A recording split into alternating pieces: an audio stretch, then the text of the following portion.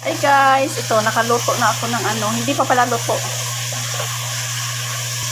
Ito yung pakbit ko, nilagyan ko ng bagoong alamang. Ayan.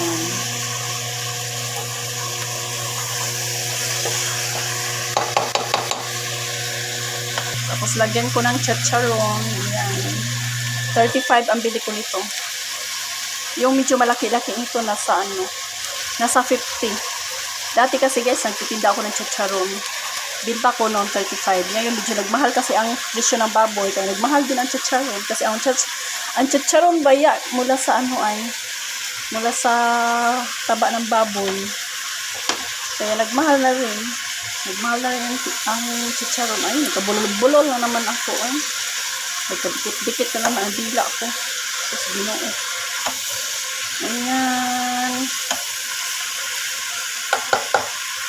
Lagyan ko ng konting tubig.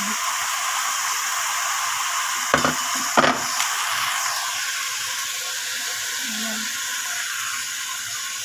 Para maluto ang mga gulay.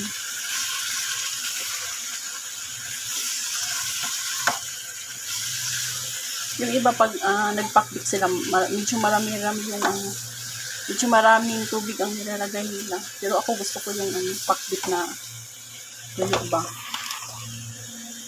Kunting tubig lang.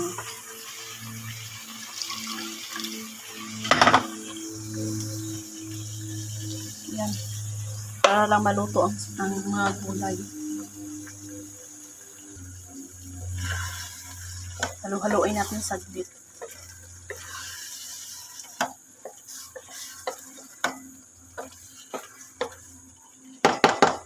Ayan, tapos takpan muna natin sandali hanggat sa maluto ang gulay. Ayan.